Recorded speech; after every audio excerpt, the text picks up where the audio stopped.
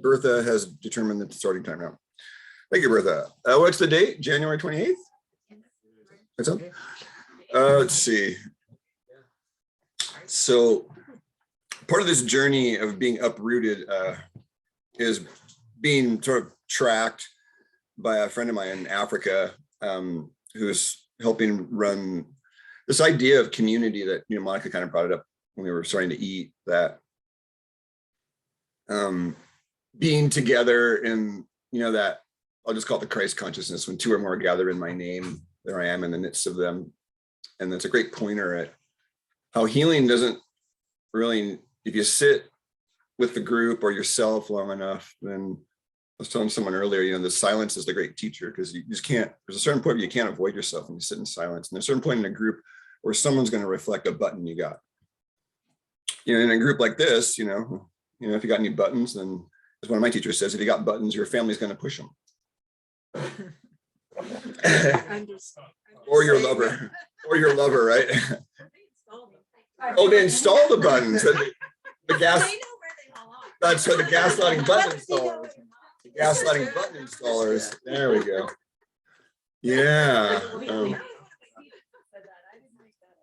Oh man. Yeah. So there's like, I like to do these improv talks, and so I checked in, and one word popped in was refuge and sanctuary, and then I had a request from Isabel about clarifying what I call the kite and the Kite-holder, and then we're moving, so being uprooted and then winter cleanse, and so somehow that's all going to tie together in some kind of semi-coherent conversation. As I just love this kind of stuff where it's like, wow, there's a bunch of stuff. It's kind of like surfing like that, right? There's all these factors, and you take this, turn off your mind and jump in, or you're thinking out there in 20-foot surf, and you're gonna get destroyed real fast. Oh, that's a great teacher. So let's stick with it. Yeah, I'll stick with 6 to 8. I think I'll start with the kite. So when we get uprooted, we have this part this is the community. There's one of the great aphorisms I liked in Buddhism was, I give my life to the Sangha, the Dharma, and the Buddha.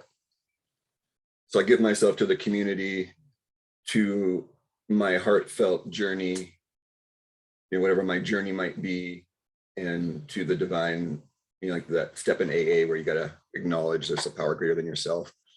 There's a sort of a moment, I think, for each of us in our journey where it would pop, and then, wow, I thought I saw it, but no, I really see it. We probably all had moments like that. We just don't really know how to label them because our language is, in my opinion, purposely distorted so we don't see subtlety. If we were speaking Sanskrit right now, by the very sounds coming out of my mouth, you guys would all feel me in a way that we're so dumbed down from that now. But we're heading back to the golden age. It's just we're kind of in the trailing end of the Kali Yuga, and we're kind of leaving those residue. I like to say the carcass is still in our way, so we got to, carve our way through it. That's my sort of metaphor. Like in nature, there's no waste. Ken Foster and I had a great little 2 video series about his compost tea, and so we're talking about how our language makes our poop and our pee sort of like this monstrous thing full of germs and bugs that are horrible. And why do dogs eat each other's dogs' poop? Because they're dogs, but it's just nitrogen. It's just nitrogen and elements and microbes and fiber. That's all it really is in the end. If you look at it like in a totally objective way, it's like, well, there's bugs in there and there's microbes. There's a bunch of nitrogen, and then there's there's this stuff that sometimes, well, when you do cleansing, the other stuff comes out, which we'd rather not refer to after a dinner. But you've all heard some of the stories, so. You'll still they'll be on the website at some point in the community center. Yeah, they'll be like, of what?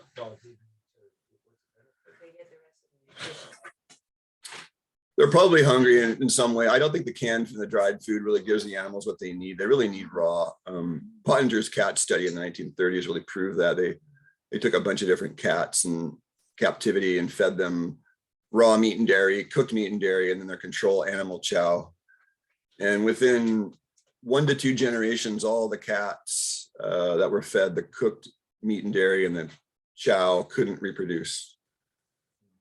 And the raw ones were, of course, fine. And Price proved that with humans, and he studied 17 native cultures in the 30s, nutrition and physical degeneration. That was a book changed my life because it gave me all the ammunition I needed. Like, I was coming out of being a vegan in 1996 due to severe, what I'll say, just it was the wrong diet for my metabolic type, to say the least. You know, I mean, in Costa Rica, it would be the right diet, right? Who did that study?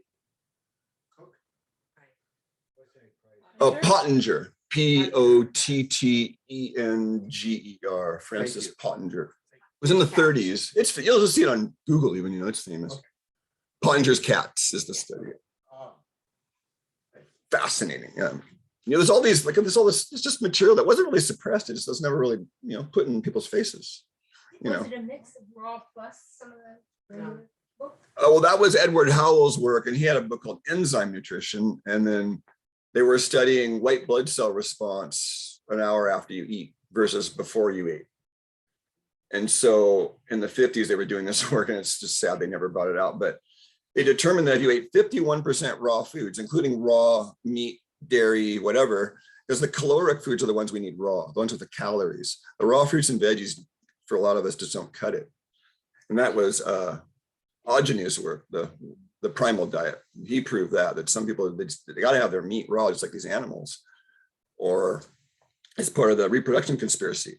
Get them eating cooked meat, put all this stuff in their diet, spray the sky with crap, put in frequency warfare around them, you know, all kinds of subtle energies and forces, and then, oh, sperm count's down. What is it, 80% down or something like that? Huh? 50% down. So, so. Yeah, you know, so there's this like subtle, not so subtle anymore, but that's the Castaneda's teacher, Don Juan Manas, talked about it. We have this awakening process in this vesicle. I call it my earth suit. But my least favorite thing is one of my veteran guys called it a meat bag. I'm like my earth suit resents that meat bag comment, you know? This is my earth temple, ain't no meat bag. Your bugs, yeah, the captain of the bug ship.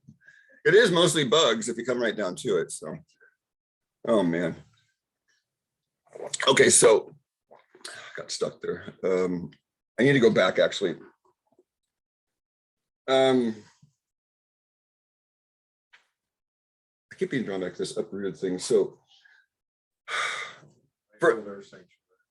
yeah, somehow I'm supposed to tie in with the cleansing. So this is where the whole. Oh yeah, and then Joanne brought in perfection consciousness, which is great for a cleanser. So cleansing is an easy way to see your perfection consciousness, right?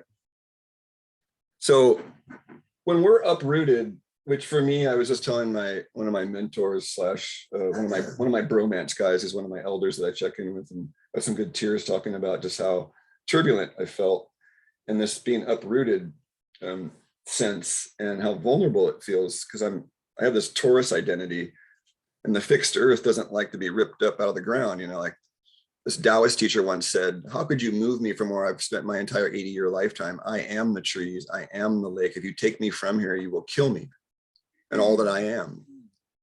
And that's kind of where I get to, because the plants and the animals start talking to me, and then there's this sort of web matrix, and then it's sort of like you see a spider's web. That's what it feels like, is my web is being, you know, trying to gently extricate without too much ripping. Although the hops today was a good example of just, I was watching Brian. Thank you, Brian Lawfer. He was just ripping out these hops roots. Give me the ones I got, and I don't worry about it. You know, like, isn't it hurting the plant? No, don't worry about it. It's tough. I'm like, wow, okay. So I was doing that today, and there's something about when we touch the earth too that is this kite. Oh, you can't see it. This kite holder. And in Chinese medicine, Joanne will appreciate this. There's a saying: the kidneys grasp the lung qi. That's exactly what this is. The lung qi is sort of like vata, you know, and if it's not rooted, then that's where ADD sort of comes from. I see it all over the place now. I was out on this property, and you know, just like do like 5 minutes of work, and then you know, jabberage off for 10 minutes, then back do 5 minutes of work, and then jabberage off for 10 minutes. And I'm like, wow, this is a good example of this right here, and not rooted, you know, consciousness. You know what I'm talking about, you and Bernie.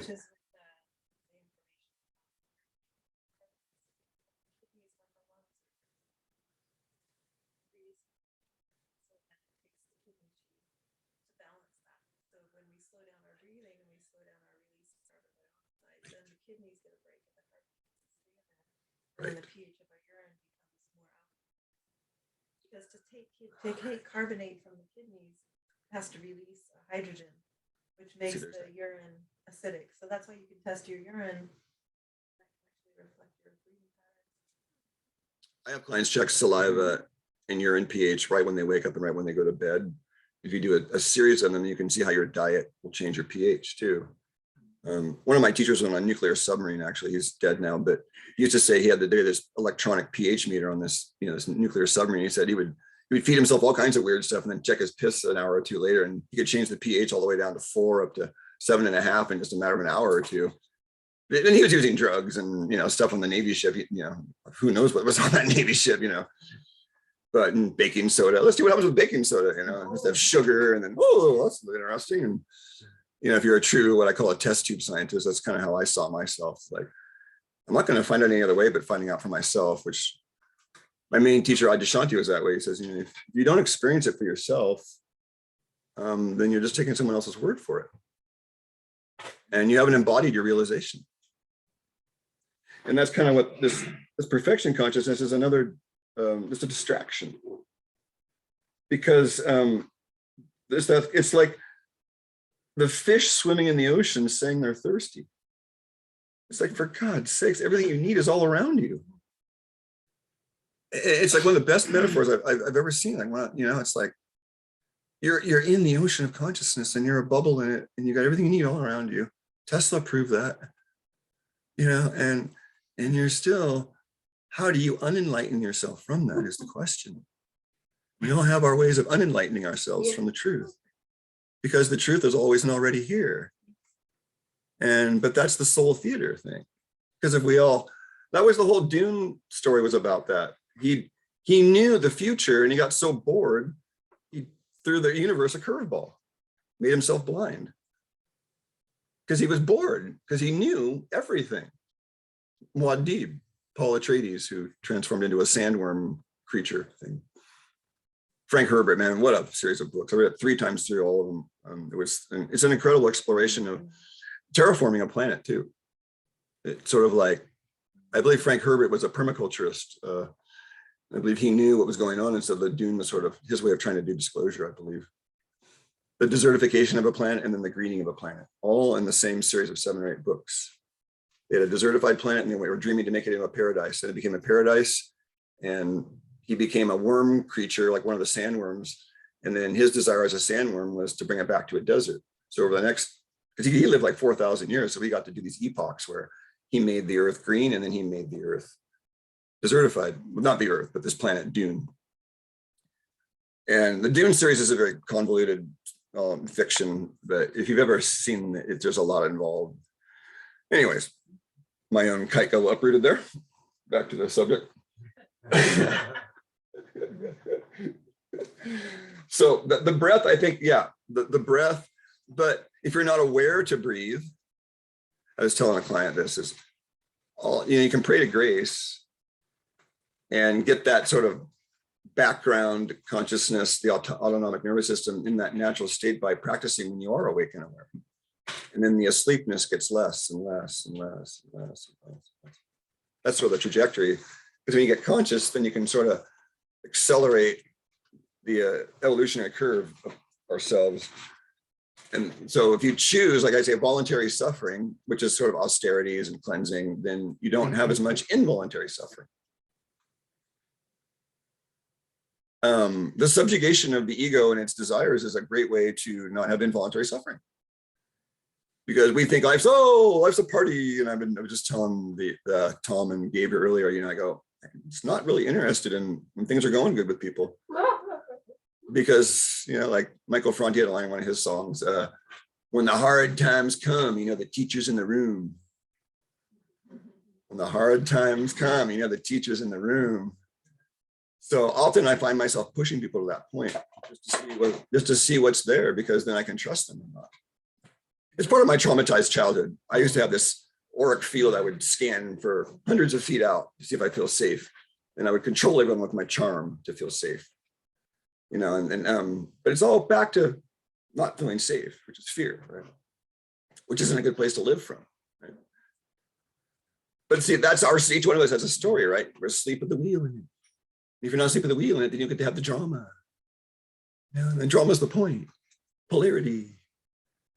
And that's why one of my teachers says, you know, if you got whatever you like to do, if you wake up enough, then it's just theater, you know, because you're not identified with it anymore as what you are. And then, like, you know, I had a couple of teachers that smoked cigarettes and drank coffee. And it's like, ew, but that's what they love to do. And they didn't look that great, but I don't think they cared. Yeah. I was too vain. I just cared because I didn't want to be a shriveled up, you know, if I could prevent it at least. God, yeah, I looked at my father and it's like, wow, he looked so youthful, even into his 60s, despite, you know, not really a healthy lifestyle. And so it, you know, in my study of health over 30, 40 years, it looks like, you know, we do have this constitutional energy that, you know, like a bank account, like use that bank account metaphor in Chinese medicine, you know, what is that, Jing? Yeah, how much ancestral energy you got inside you? Is that Jing? Yeah. Okay. So you got this, and some people are like they just, I had this guy, he came in 96, I was studying with this macrobiotic counselor, and this guy came in with this horrible cancer.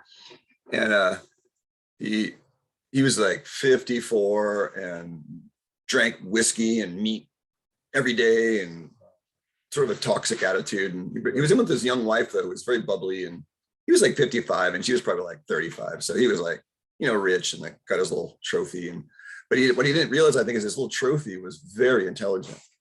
And I believe was subtly manipulating him to get better. And you know, you women are very crafty in these rescue projects sometimes with the men. They talk about rescue projects, you guys. Some of us are. Well, maybe most of us are. Are most of the guys rescue projects these days?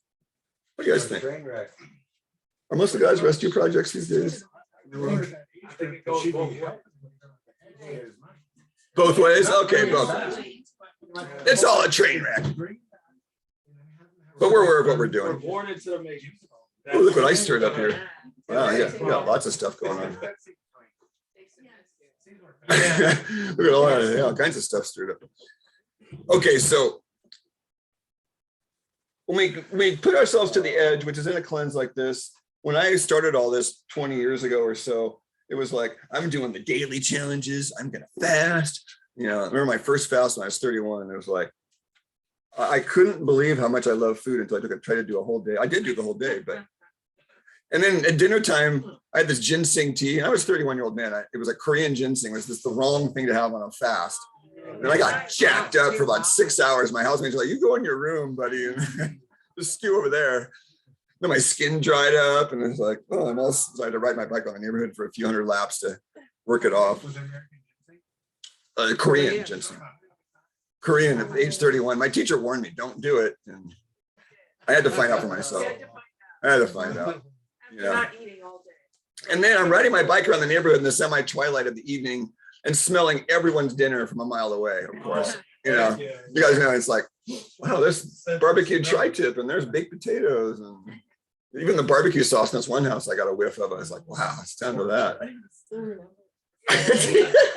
So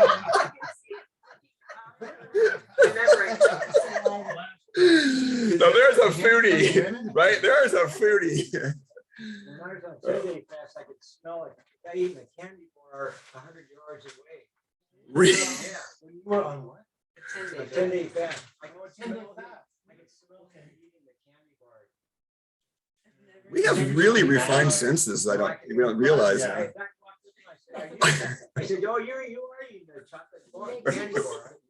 Done with that? Wow. Could I join you? Wow. So, I mean, I'm right now uprooted. So here's back to the refuge part. So the kite holder can, like in meditation, there's one side of meditation is complete manipulation, which is concentration techniques, following your breath, you know, and then whatever you're focused on, right? And that's like putting a muzzle on the monkey, however, at some point. The other side is what I call completely passive meditation, where you let everything be as it is. They were calling that insight meditation back here a while back. You just let you be the observer, right? And so what Adyashanti seemed to think worked, which worked for me, was you do your practices, was what the meaning of asana meant was preparation of the body to slow the mind. And I would add on to let the space between the thoughts or the sounds break through. It's those quiet, subtle moments when kirtan ends, for example, where I'll start to weep because it's like that subtle quiet after the noise, or like a raga that goes on and then, you know, or a good musical piece composition where it just fades off. And then there's that really quiet moment. It's sort of sublime. And that's what we are. That's what are you doing? Oh, you're doing seed stuff. But that's what we are, see? And so we find refuge in the Buddha, which is just being quiet or being comfortable in our own skin. Because that's the beginning of disease, is not feeling comfortable in our own skin. Disease starts there. Lack of ease, that's vata derangement, and that's what I'll just call wind. Right, we don't want windy consciousness, do we? No. Generally, we can't do a long, deep breath when we have windy consciousness, can we? Usually takes a little bit, doesn't it? You probably study that enough to know, like, catch myself, like, you know, thought spin out for 5 minutes and be like, oh my God, my breath is just horrendous right now. Right. But it's back to grace, because we don't get to be in control of whether we're aware of it or not, for the most part. And actually, until I acknowledged that, my progress was stunted. My teacher puts it this way. Well, Adyashanti puts it this way. Everybody wants their freedom, right? Your freedom to be who you are. But that's only 50% of the equation. See? You have to give the world its freedom from you. And we forget that. We have to give the world its freedom from our agenda and opinions. Then we're truly free. And that's sometimes, you know, it's frustrating because many of us in this room know we see ourselves doing dysfunctional things. I know sometimes I just catch myself right as I'm finishing up saying something stupid, and it's like, don't. I know that's not me, but I still did it. How could I have done that knowing it's not me? I was like, oh, man. Right? It's like, I know that I shouldn't do that, and I'm still doing it. And that's the embodiment of enlightenment. That's the rubber hits the road. We have these grand insights and epiphanies. And then Adyashanti's pointer again is great teachers like, hey, you got your big epiphany. Now, life's going to ask you to embody it right when you're asleep at the wheel. The moment you fall asleep at the wheel and forget about it, something's going to poke at you. And then I had 1,500 at least of these moments where it's like, oh, I missed it again. An opportunity to be like, Drew, you're good in all of it, just to be at peace, right? And not get triggered. Like driving Highway 17 for a few years of commuting and just be like, the goal was to not get triggered on the round trip over 17 by another driver. Pretty much impossible for a guy like me. So I gotta sit in a slow lane, you know, like surfing. I'm not gonna let a bunch of guys get waves if I can get a few, you know, like screw that. I have to say, if you change the language to, wow, I did it again. At least I know. Yeah. At least I caught it. Yep. That's the I caught it moment. faster. It's going to be so That's the fast moment. next time. I'm going to catch it in the midst. And the more you tell yourself that, the more you have that chance. That's the praying to grace. We all have our form of doing that, but I just call it praying to grace. Like, help me stay awake more. I appreciate you. I appreciate you keeping me awake. You know, that's really when it's coming from my heart. I can feel like I get to stay awake more. And then, oh, thank you for keeping me awake even more, you know, and then like, it's like this bubble that keeps rising up versus, oh, that's what the card's about. You know, I could be more particular about the thoughts I think. I don't get to choose my thoughts, but I can also become aware of them and transmute, which is the lemonade out of lemons thing. And that's the Jungian stuff, is turning the darkness, you know, making the darkness conscious. That's the important thing about the sin, you know, that it's really, you just miss the mark. It's not something like Catholicism, like, you know, you're terrible, you sin. Well, no, you actually just miss the mark, so you gotta try to do better. Yeah. Right. That's the difference between shame and guilt. That's part of the natural law thing. That's part of the men's group work, is to know when we're in shame or guilt. So what's the difference? Guilt is knowing that you did it. Shame is killing yourself about it. There you go. Perfect. Guilt is like what you put on yourself. Yeah, It's like so that's what what you take I on was others. Value judgment. Shame is the value judgment. And guilt's a natural response to having sinned. I feel guilty for have said something But stupid. feeling guilty versus acknowledging guilt. Well, that's fluidity. And Tom Conway was talking about that earlier, is the goal is to, like the Zen master, I told you that story, the Zen master cried and his dad died. He was announced in the restaurant, wept his eyes out for 10 minutes. And then 10 minutes later it was done. And he shook people's hands and out the door. And that's fluidity. And we all strive to be there. And that's our checkpoint. That's the whole point. What I just brought up was, we either have, there's three responses that were sort of conceptually brought to me, Monica. You'll love this, is when we wake up, we have that contracted moment, like, and the next level up is, I'll try better next time. And the last and highest level is, wow, what an opportunity, right? The wow or the you know, and you can we can all feel that, you know, like we've all had those moments, and you know, it's like, it's lame being aware of it. You know, I've had lots of chances, and it's like, and that's what this move is about. You know, you throw the cards out, and then, you know, in alchemy, it's like, well, there's some transmutation going on. And part of my knowing a men's group, if a guy's willing to be vulnerable and he's done bad, I'm more than hell likely going to trust him if he's going to be vulnerable about it. You know, way more likely, no matter what he's done. If he's willing to out himself, like, you know, we got people going into prisons and stuff and doing prison work, and, you know, people really do repent. You know, they really do turn around with enough time in the silence, and, you know, being beaten down enough. I mean, either get wiped out or you transform, right? A lot of people just get these bitter, contracted nuts with so many layers, you just can't get at them anymore. And there's the opposite, the people that, you know, I just told you a story about a guy that he was a murderer that befriended this mouse that kept coming through his cell. He was a lifer, you know. So he took the mouse on, and there are all these stories about how the mouse, this is the tenderness of this being that he was caring for, woke him up. And that was his salvation, was this little mouse. And, you know, what a sweet story that Adyashanti called it the wisdom of no escape. The wisdom of no escape. There was a Zen master story he brought about that. This guy had lost all of his arms and legs. He was on a cart basically up in his mountains in China. And one of these Americans came to visit him, like, oh, you poor thing. And he's like, oh, no. And the guy's like, what? He goes, oh, no. This was the best thing ever happened to me, because I could no longer get away from myself. Wow. That's high level. Like the other high level one I heard was one of these Tibetan lamas had been Chinese prison for 30 years, tortured, beaten. Finally got out, and they asked him what he was doing, you know, in all those years. And he's like, I was praying in compassion for my captors.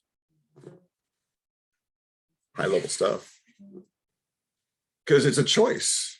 You know, you're going to be in there for a long time. Like, you can choose to suffer, or I think forgiveness comes out of either we get crushed down into it, or sometimes there's a little, it's like going to sleep. How do we tell somebody else how to fall asleep, right? It's really hard to like show someone else how to do that, because it just sort of happens.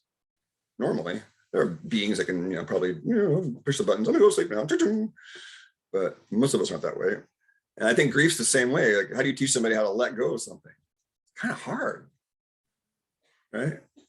That's why the holding space sometimes is the best thing, is it allows, it sort of draws out that which is, I mean, that's my experience of silent retreats, is there's these layers in the garbage can. I just found the content. And you sit alone in silence for 5 days, you're down near the bottom of the barrel stuff. The stuff you haven't, I mean, stuff I hadn't thought about since I was 4 years old was coming up. Like, wow.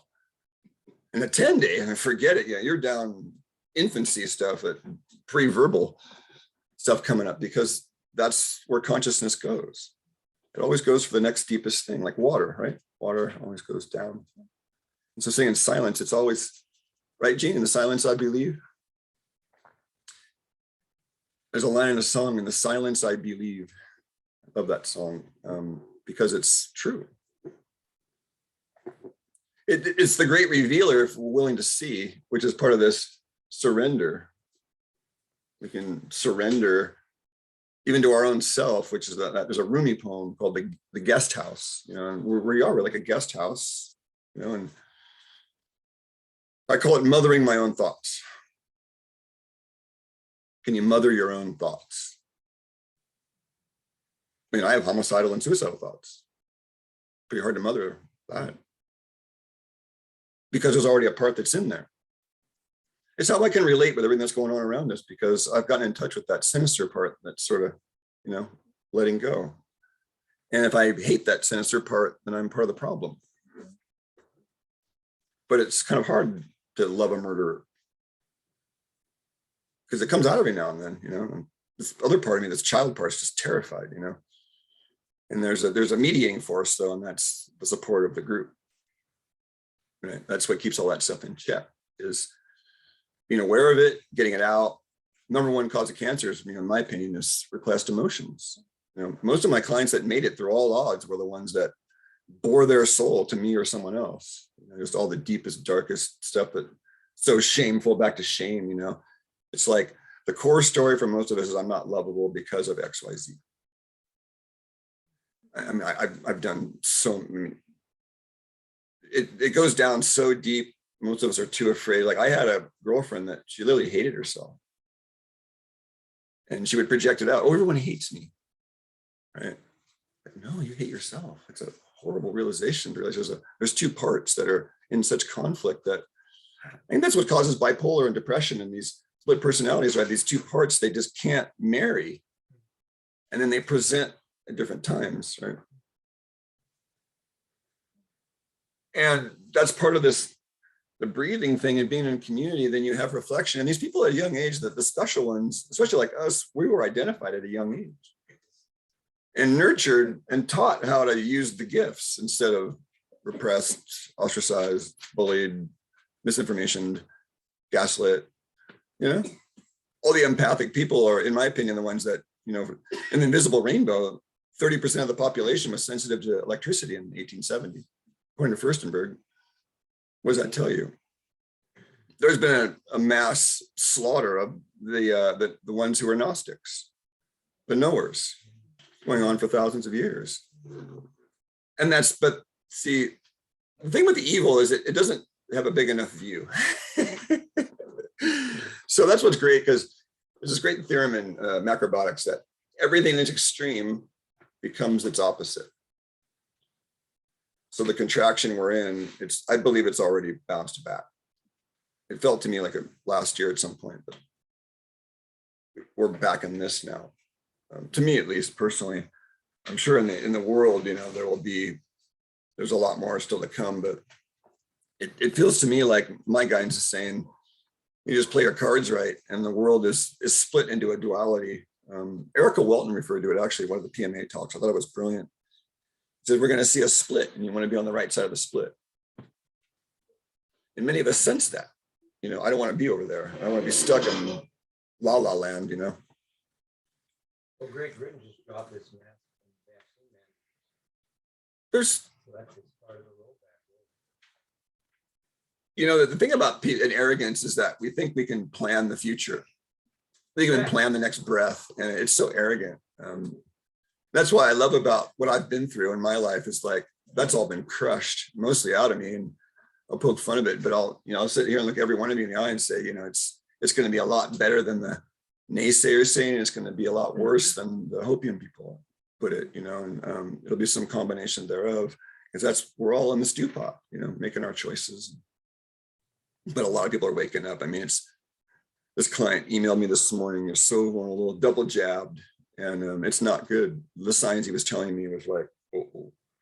I'm not going to name him because it's just like, and I can't help him. I'm in this uprooted, like I can't really hold space very well. I mean, I had an appointment today, it was fine, but you know, it's like, so that's where the team comes in, right? I have like, okay, this is what the team thing is, and that's what we've built. There's 4 or 5 people now I can say, hey, do you want to, you know, go work with this person, you know, and double jabbed. And like, I think this is a Carl case, actually, Monica. I'll refer him over to you, then you can send him off. Because he's out of my league. I don't want to mess with this guy. Mainly because I warned him 2-3 years ago. And it's for me, it's like, he knows who he is and he knows what I've told him. You know, I look any man in the eye and say, you know, you got to do your work. And he didn't want to do his work. Not in the way that he needed to. And that's what a lot of cases come in with me. And that's where it's like, here's what you need to do. And here's what you're doing. And there's a big gap. And your trajectory is doing this. You got about 3 years to flip it, you know, and it's like, I never say I told you so, though. That's the worst thing to do as a professional. It's the worst thing to do. It's just to be silent, to let them talk, and just quiet is so powerful. Silence is, because then they get the reflection. In the Mayan dream spell, Jose Arguelles system, my glyph was white, self-existing mirror. Perfect. You know, you just give them the mirror. And then they can make what they want out of it. You know, they'll do their mind thing. Why is he just quiet? You know, I used to do it.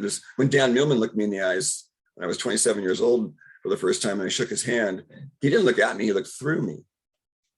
I was absolutely mortified that I knew I was nothing I could hide from this man. First time it happened to me, and shake. Oh my God. You know, it's like he ripped all my clothes off. What it felt like. Right, he was that tapped in, right? Just, and that's what we're all heading into that, and because we already are that. Remember the enlightenment thing? So the perfection consciousness is just something that for each of us, it's the goal of perfectionism is we get stuff done. And so what's that saying? Undersell and overproduce, over deliver, Bill Walsh in the 49ers was an expert at that. He would always butter up the other team and dumb down his of the media, and then they'd always, you know, slaughter them. It's one of those tales of power. You know, you always get your enemy to underestimate you. I mean, that's why I'm still alive, actually. I had a few enemies. Just present the dork, you know. I got a dorky front, and it's so easy to underestimate me. And then they get swallowed up by about 20 angels. Oh my God, you know, that's what I was fucking dealing with, you know. I don't know what I'm dealing with. That's the good part. I don't even know what I'm dealing with. Right, there's something back there. So that's clarity too, and in clarity comes responsibility. When there's a fight, an argument, a controversy in law, ideally the one who has aware of the problem is the one who's responsible for holding the higher ground. You know, so if you're the one that becomes aware and pop open in an argument, then you're the one who's responsible to ground that argument, seek resolution. But what do? You know, blame, project, shame. And but we've got the reflection right in front of us. So cleansing gives us that, but then being out in public makes it, if we're that opened up, then we're more available to others, and others are more available to us. And that's kind of what LSD and some of the entheogens do, is they open up our sensory gates, as Stephen Herod Buhner puts it. You know, our perceptual gates. Castaneda's people, Bernie, you call it the assemblage point. We're talking last night, they're talking about the assemblage point. Because in Castaneda's view, we're just energetic filaments, and we're all actually connected to these energetic filaments. We all have this point from which we perceive, and that can be shifted through yoga and various herbs and things, ayahuasca, right? So it's a shift in the way we're seeing reality, literally. And that's what cleansing can do. And think about, you're sitting with a circle of rocks around you out in the wilderness. You can't move for 7 days. They're bringing you food, and you pee in a cup or whatever. And so imagine sitting in a circle for 7 days. You know, you're going to have an altered state of consciousness at some point. Then they bring in the shaman or the wise man, and they interpret your vision for you. So you don't have, you know, it's about pushing ourselves to the edge and then seeing what's there. But how many of us are edge walkers in this room? Yeah. Edge walker. Yeah, edge walker. Edge walker. Yeah, edge walker. Sort of edge walker. Edge walker. And if you're a surfer, you're an edge walker. Yeah, you're right. Yeah.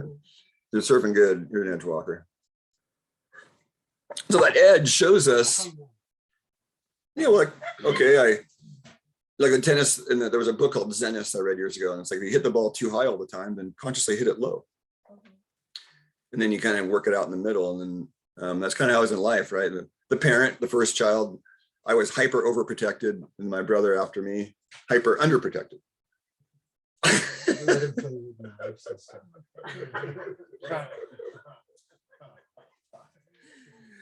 Because you know, there's not really a formula, right? And you just kind of, we don't really have good.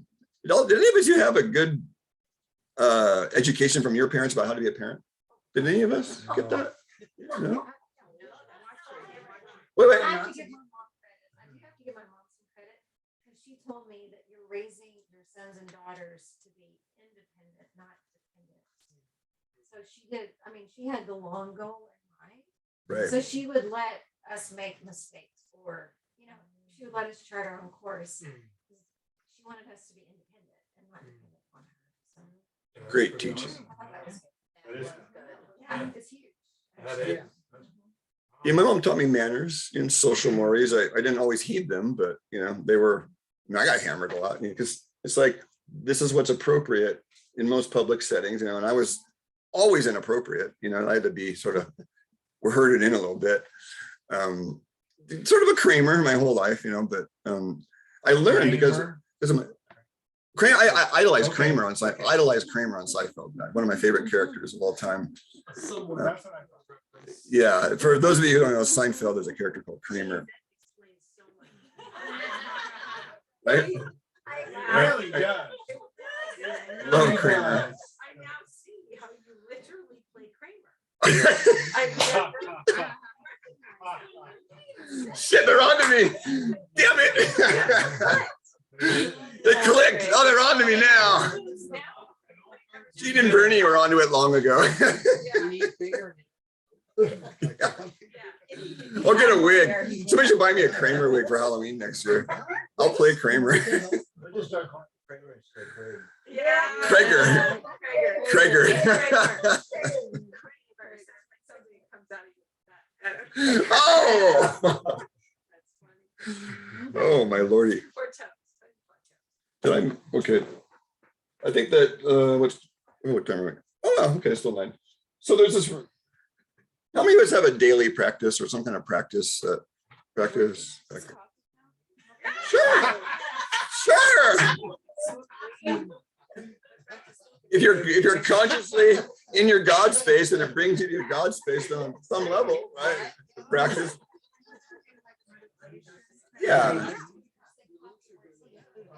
Like a coffee, you know, like the Chinese pu'ers, you know, the Japanese and the tea ceremonies are like, you know, you got some of you met Owen, right? Remember Owen Sondrigal? Oh, he loved the tea ceremony. He just loved it. Sit down, he was on it, you know, you couldn't even look the wrong way. It's nice having that kind of boundary, you know, because my Kramerness needs boundaries, you know, so that's what all you're about. Like, no, you're a little inappropriate over here, so get you over here, get you back here. Okay, I got you all lined up now for about 3 seconds, and then off we go. So it's Refuge. So the story that I'll share, which popped in, is Adyashanti's at a retreat with his teacher's teacher, if you could imagine this, in some monastery, and I think it was in Japan. And it's a silent retreat, you know, in a Zen monastery in Japan, very austere, and you know, all the decorations. And so he hears this, it's a silent retreat, and it's like 10 o'clock at night, and he hears this chanting coming from down some far away in the hallway. So he's walking down the hallway going, I gotta figure it. We're not supposed to be talking. Somebody's breaking the rules. It's the enforcer walking along. How dare this person disturb my sleep with his chanting? He sees this light at the end of the hall. This is the hallway, and he kind of peeks in, and it was the teacher, and he was doing the Heart Sutra, and he would come up in full prostrations on his little book. There was an indentation in the book about this big where his head had touched it probably thousands of times, and he was weeping. So there was tears just pouring out of his eyes, chanting, and tears pouring out of his eyes. And he said he was so struck because he realized at that moment that was his refuge. And he was weeping because it was like becoming back to the oasis after being out in the desert of humanity. Restoration. So that state is now, I mean, because I've been doing the same variation of a practice for over 30 years, there's a point where it feeds us. And now I'm in pretty much, if I'm sincere, when I go into my practice, I'm not too caffeined out, and there's just tears for that refuge. It's like coming home, like that's why I serve, because that's like the mother, right? And not being breastfed, kind of some psychology, you know, not being breastfed and then circumcised, you know, I think that's kind of a bad start for a guy. Yeah. It's a bad start. So, Oh my God. you know, it's like pretty much torture. So you would wonder why, you know? Yeah. Doesn't claw their eyes out. Okay, well, without going too far down that rabbit hole, I'm just going to go back to what that gave me, though, is a deep appreciation for the ocean. And I figured out that my last life I was a woman. And I figured out that my mother was a source of true nurturing. As you know, a mother's love is nothing beats a mother's love, you know, because it's pure, unconditional, right? And that's why the gurus say, you know, if you have one flash of God, I was describing my moment at 25 to Thomas and Gabe, like it was like all the loves that I thought were love were destroyed by this explosive force of unconditional love, that there was nothing. And it was like almost too good to be true from the ego's perspective. Like, really? That actually exists? Wow. Seems too good to be true. How much do they want for that? Because that's what we're taught is acquisition in today's world. You acquire enlightenment. You acquire states of being. How can you acquire what you already are? So that's the knot we get stuck in. We get stuck in these eddies. I'm going to go to India and find it, right? I had a friend who was in a triangle with me when with a woman. Me and this woman, we were just experimenting with tantric stuff, and he fell in love with her. And I said, he's like, can I date her? And I go, well, 100% it's okay, but you're going to get your heart broken. I knew it. She broke his heart. She didn't love him, and so he flew to Costa Rica to run away from his grief, right? And I told him, I go, you're going to bring all your stuff with you to Costa Rica, dude. And it's just going to follow you. So why not just stay here and we can talk, you know, and hugs and process. And, oh no, he want to run off. And so guess what happened to him it's a classic Craigie story. Because what happened, he gets into San Jose, Costa Rica, and His heart got broken again. no, She was in a car wreck. no, She had somebody else in Costa no. She wasn't there in Costa Rica. Oh, these are so good. What was that? These are so good. You got stuck. Yeah, these are all so good. This is like great. No, so Yeah. they had to delay the plane because it was raining so hard. Oh, yeah. So they had to delay the plane. It was raining so hard. This was in the rainy season. So he said the taxi ride to the hotel was like, you know, hydroplane city all the way to the hotel. He was literally stuck in his hotel room for 5 days, because he couldn't leave because it was raining. There's no flights out, no buses, nothing. Right. And I told him ahead of time it was going to happen. You're not going to be able to escape yourself. I think it's going to be that severe. But there was some foresight, like, because I mean, this guy and he's the only person in the world. I did a mind meld with this guy, and it really worked. I literally got to see what it was like to be this guy for a brief moment. And I thought I had a lot of forces moving through. This guy was like 100 times worse than me. And I was like, just compassion. I was like, oh my God, you poor thing. You know, like, I thought I had a lot of entities. And it was like, oh, you can have that. I got enough, you know? And we still talk. He's actually a black belt. Guys, you know, hardened nails. He has a lot of peace. Yeah, I feel like, yeah, he found his refuge, right? So each of us has a place. Now the question is coffee a sustainable refuge? You know, there's some things that they're not a bridge of sustainability. I believe coffee in the warm was talking to my guy, Shahid in the Gambia, where it's like, 95 degrees and it's like 75 at night or 80 at night, and it's like humid. And that's where coffee grows because it's cooling and drying. Hot and damp, that's the medicine. In this climate, we have those hot, humid days, coffee's the medicine. It's weird, huh? It's weird, huh? How about iced coffee? Pardon? P? He had PCI. I thought he said peace. Yeah, peace. Peace. Yeah. Yeah. Really? There's the distortion, see? You're under the spell over there. There's a spell in that corner. There's a spell in that corner. Watch out. Wow. Everybody gets set, and they're all out there. Yeah. Oh, in high school, we would literally start sayings and tell the preppies or the popular people, like, what was one of them? Maybe something like "It's all good," or then we'd watch it ripple out through the school and how it would change. It was like a sociology experiment. Did you ever do that when you're in school? Like sort of phrase or a saying or a rumor, and see how it ripples out, Oh. And my rumors were always kind of vicious in school anyways. And, they generally weren't so great.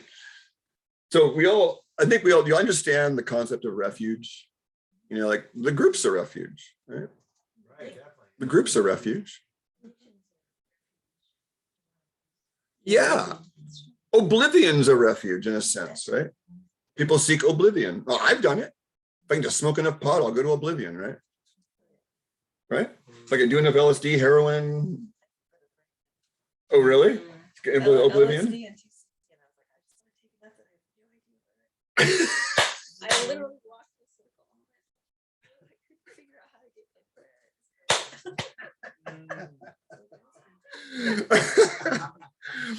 my Well, you'll like this one then. So there's 4 of us. There's 3 of us on a surf trip. We're in Encinitas. We've never been there. I got directions to this girl's house we're going to stay at, this friend of mine. And so we got there, and then we decided, okay, I don't think we'd smoke pot at all. And back then I didn't smoke much anyway. So my friend breaks out a joint, like, let's celebrate. And I was like, this may not be good. We don't know where we're going, But I jovially smoked the joint with them. And then we literally were driving in a circle for over an hour and didn't realize it.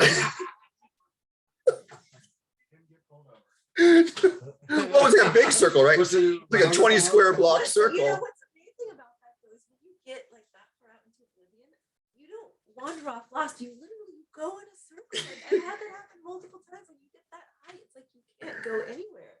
What is that? You're stuck in the midst. Yeah.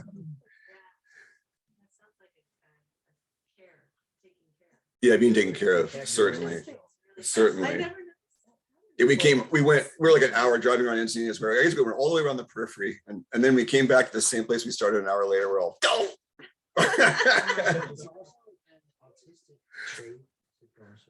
Go in circles. Mm.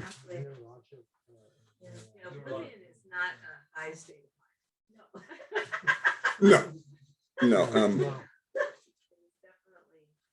That's how we know, though. Like, that's how I knew that I had a purpose here, because when I broke my neck, I let go of the steering wheel. I was like, I'm so out of control. I'm just going to put it in grip. Whatever this thing's hands. That was my first moment of complete and utter surrender. And there was another one where I had been driving back and forth from Cal Poly because they fucked up my transcript. Excuse me, they screwed up my transcript. Don't work on my words. And I was driving the 101. I would be in Cal Poly Tuesday, Wednesday, Thursday, and stay with a friend of mine who was a jazz musician to finish my second bachelor's degree in nutrition. There was one time I was so tired and I was a carb addict. And I didn't make the connection that the carbs were making me sleepy. But I'd be on that King City straight, that 101 where it's straight and you just get lulled off. It's like a Whiteline fever, the truck drivers call it, getting Whiteline fever. And I remember looking at the clock. I was trying to get myself awake. So it was like 2:32. And then I fell asleep. I woke up, it was 2:35. this jolt went through my body. Like, you got away with it this time, buddy. We drove the car for you. Wow. This force came in and said, you got a free pass this time. Wow. But I've heard stories of people that have fallen asleep and, you know, they hit a tree or something. And I knew that I had to go back to the preciousness of life. It was like being reminded again, like, dude, this is theater, yes, but it's also very precious theater. You know, you get to the other side and you realize, fuck, again, I was too reckless. That's what I did in my last life. I was driving too fast on a mountain road and fell off the cliff. That's how I died. Was the recognition, like, I'm too reckless, literally, or I'm going to fall 1,000 feet to my death. That was the moment of my last life of death.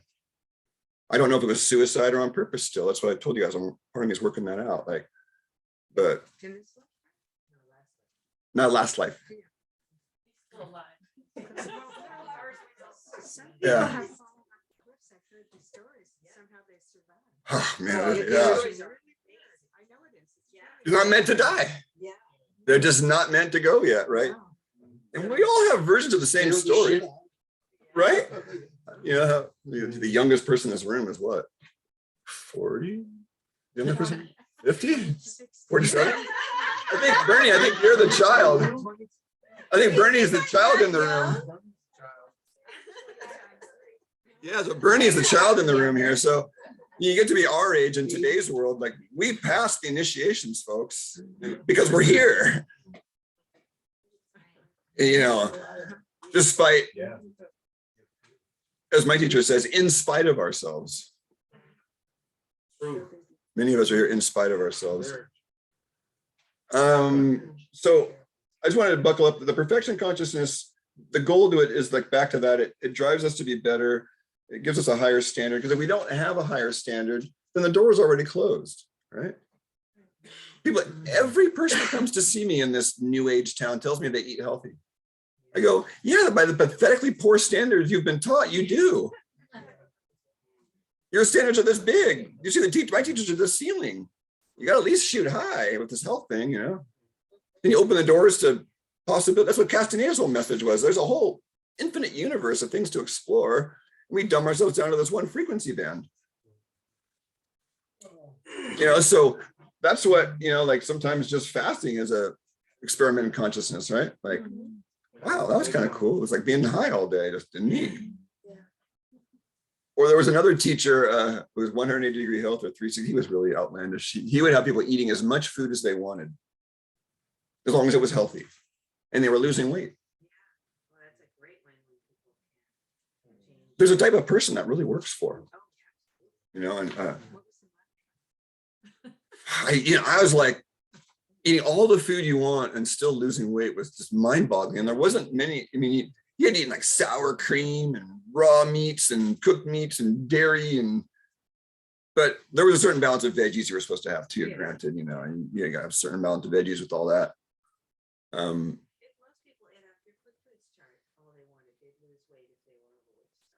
I had a housemate that, you know, I learned a lot from Jamie. I'll give her credit. And Jamie really showed me a lot, and I learned a deep value of this dysfunctional housemate we had. I was processing with her because we always had each other's back, and she said, you know, I studied enough psychology and lived enough life to know that whenever you get the closest to someone, that's when they show you their dysfunction right afterwards.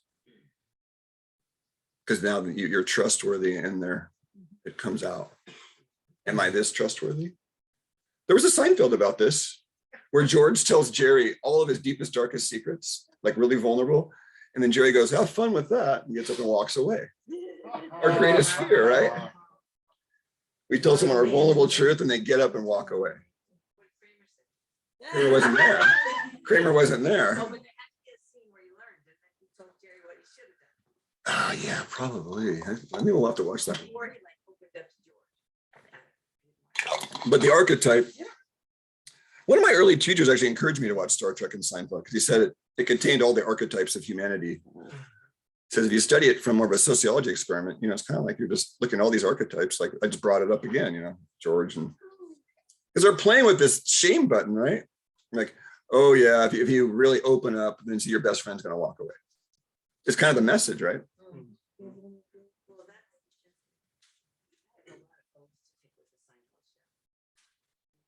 They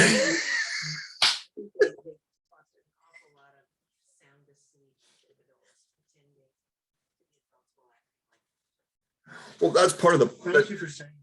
but that's part of the point of Show had Star- But it's start the so same. The Star Trek was made so hilarious. cheesy on purpose. It was entertaining to And me. Star Trek had a million redeeming parts. Star Trek's golden.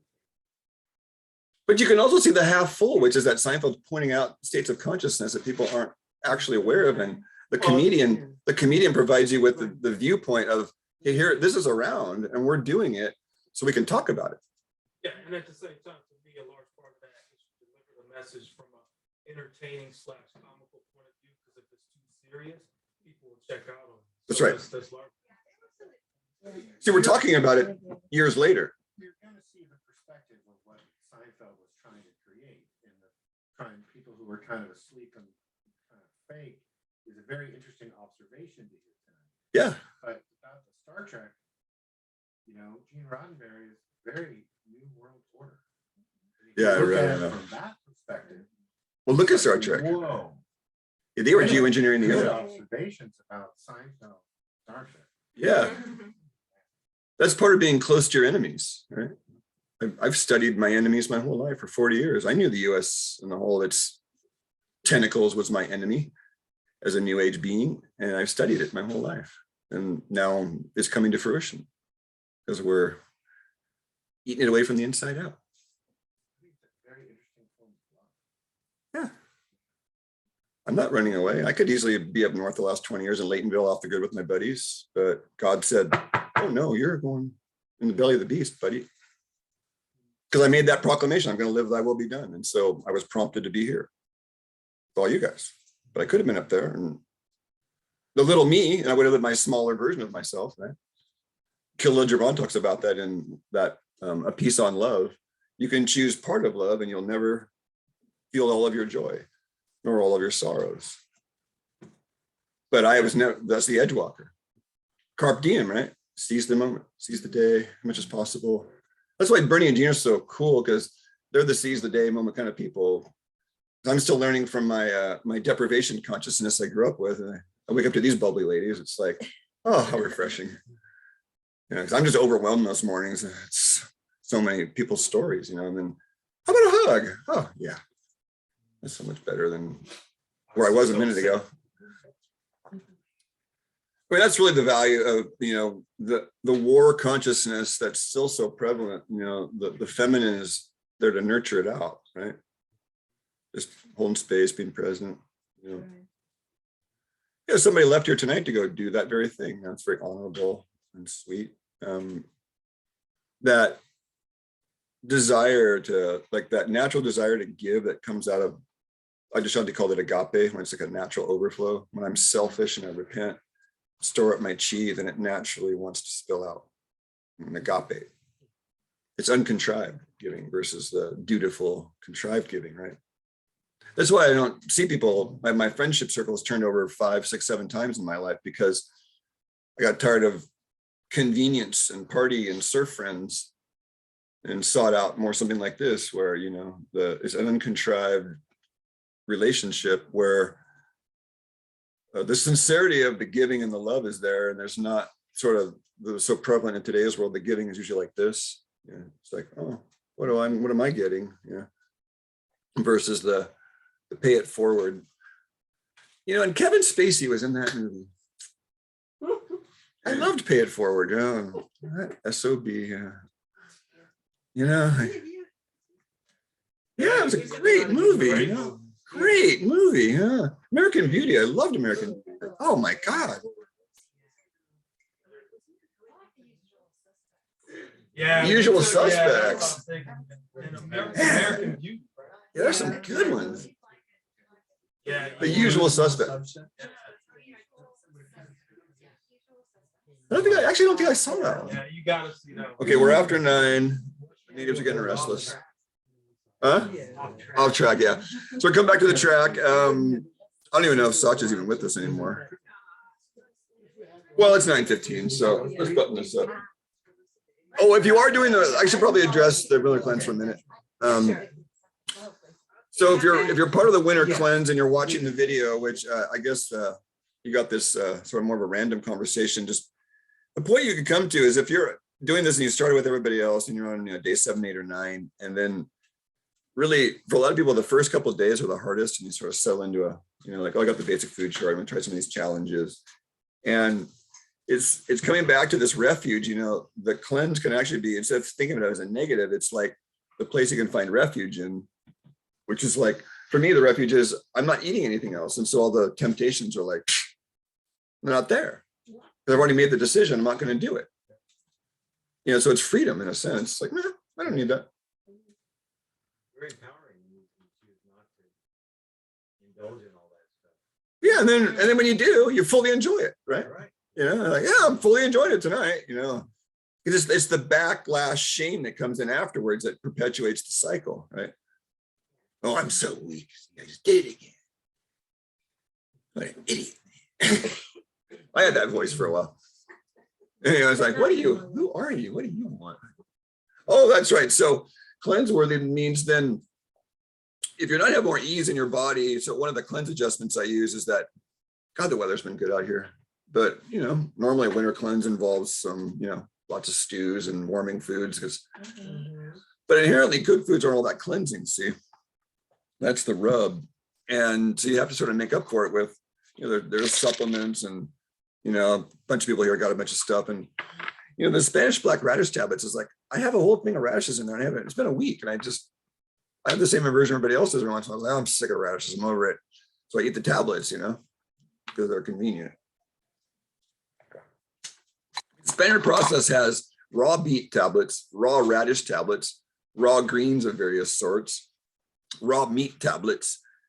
So it's like if you want to do a cleanse, I got a guy in Alaska in the wintertime, he isn't getting any veggies. So I have him rotating sprout jars, 1 sprout jar, a quart jar every day. There's 7 days worth, right? And there's enough light that he puts them in the windowsill and they get green, and he's doing that. And then I have him on the standard process green food, the beets and the radishes. He's good.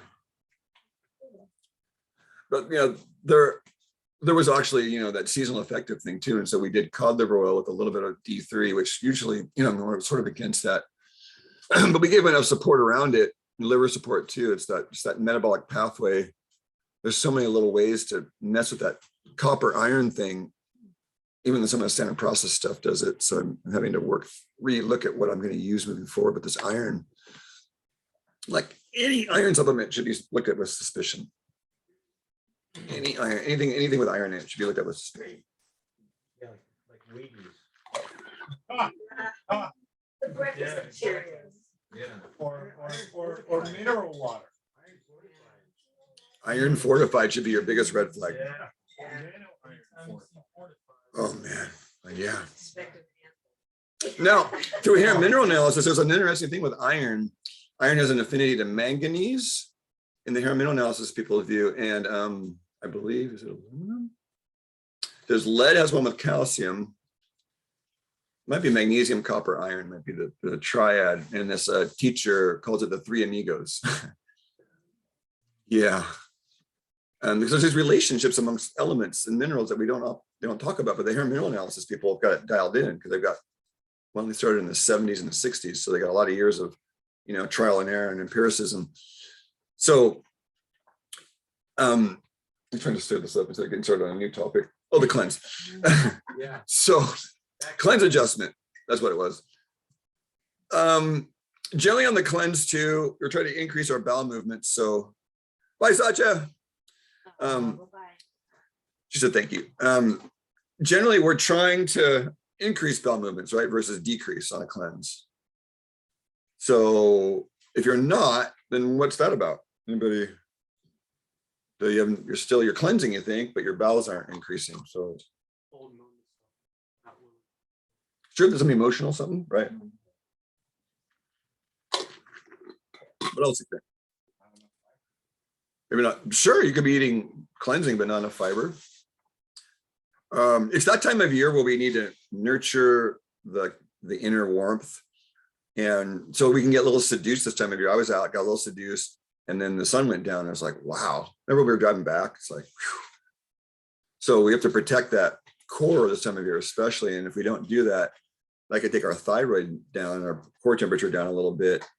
And then that's hard to get it back up sometimes. And then I'll present as a low body temperature and sometimes that adrenal thing, and that can cause the valves to slow down. That's slower thyroid, slower bowels, faster thyroid, faster bowels. It's one of the it's an easy one. So if nothing's working for a bowel person, that's the first thing you go to is maybe just give them a little bit of armor or desiccated thyroid and see if it perks them up a little bit. And iodine generally, but you have to check for antibodies first. That's one of the things about iodine. If you haven't done a thyroid antibody test and you feel worse after taking iodine, you should get a thyroid antibody test. Because if you're not, it's the hugest elemental molecule. If your cells are like that, and hydrogen's 1 AMU, iodine's like 100 times bigger. So it has a hard time getting through the cell. It requires a special escort. Are you interested in the name of the escort? The Symporter system. SYMPORT, or the Symporter system. It's an escort that so the cell membrane opens up and the iodine gets escorted in with this Symporter system. And David Brownstein talks about it in his iodine book at length. So it's basically B vitamins to summarize it. It's basically you need B vitamins to run this system. You need zinc, magnesium, selenium. You need whole food vitamin C. And generally, if you're a thyroid case, you need to do that for 2 or 3 months before you start any iodine, just in general, to get the escalator built. Because most of us are B vitamin deficient. Most of us, because we're eating too many synthetic Bs. The synthetic Bs will burn you out faster than anything because they're messing with your mitochondria. They're putting too much fire in it. Well, that's laetrile, that's apricot seed. So I don't think you can make that synthetic. Yes and no. Our ancestors knew that. They ate the prune, plum, apricot seeds, all of them. They all had certain the toxic. They were lubricating. They're viewed as lubricating in Chinese medicine. The apricot kernel to lubricate the bowel for the dry bowel. You can boil it, but generally you're just trying to get it down because it's pretty bitter. It's like the inside, the soft inside part. You break it up. Good. Like the almond is a version of that. See, the almond is the same version of what. Yeah. I've had some really bad ones and flavorless ones, and I think it all depends on what's grown. What's grown.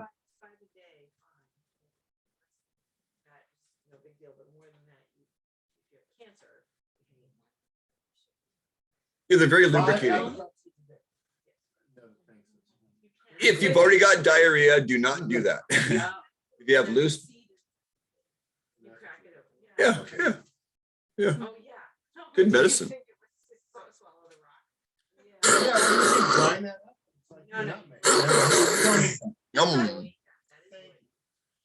Okay, so we're gonna finish the topic. We're gonna get, oh boy, it's 9:30 now.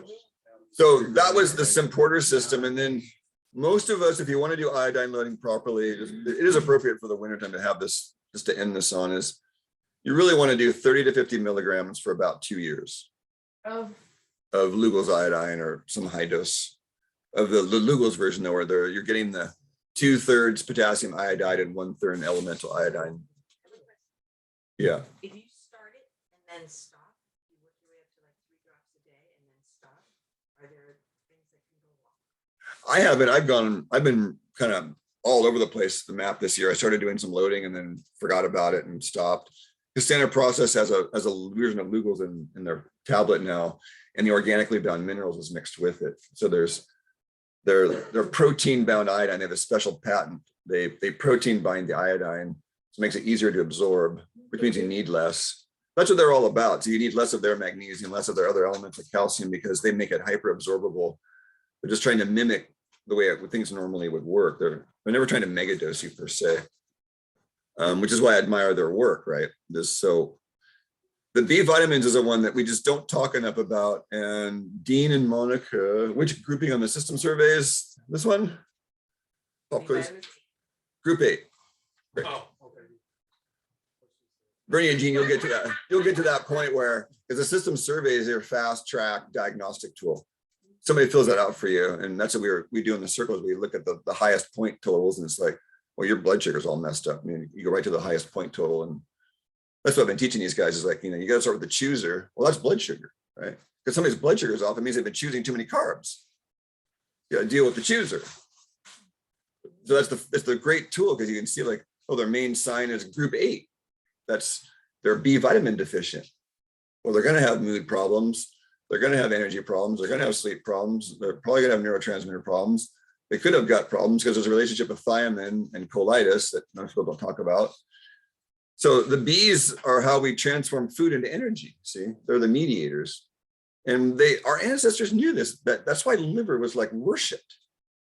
Liver had the copper, it had the zinc, it had the protein, the vitamin A, all of it. And you said the supplements were standard process to have the best combination of these are cataplex. So they took it a step further, and they do a therapeutic. There's a stimulating B, and then there's a relaxing B. So if they have high blood pressure, you give them the relaxing B. If they have low blood pressure, you give them the stimulating B. One works with the electrical part of the heart, one works with the organic part of the heart. So there's a document that goes down the distinctions between each, and because cataplex B and G are the core for about 50 other products. Cataplex C is a core of about 15 other products, and cataplex E. And when they say cataplex, all they mean is whole food vitamin complex focused on vitamin E. But it's still the entire matrix.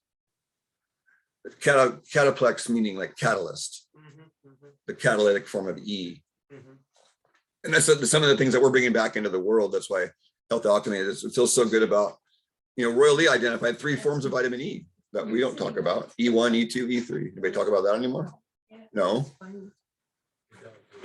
He identified that copper was part of the C complex. Oh wait, but copper is also how we control iron. Yeah, the whole food C complex, copper is part of it. So is an enzyme called tyrosinase. So are bioflavonoids. So is rutin. That's why there's 127 aspects of vitamin C. So much.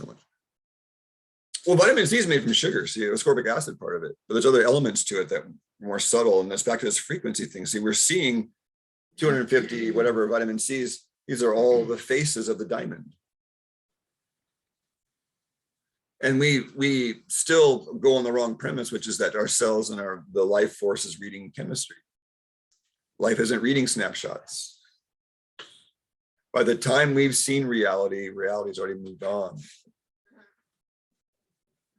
We're in a time delay. Tesla was trying to keep alive the people.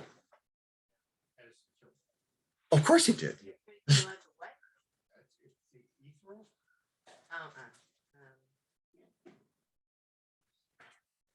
It's not.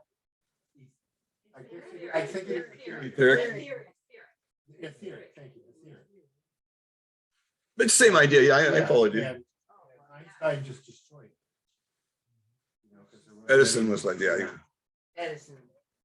They were. Well, Einstein destroyed it. Edison really pushed along the way. There's this saying in the Hebrew priests, I guess I should. Here a minute. Bye, folks. I'm just gonna end it. Hey,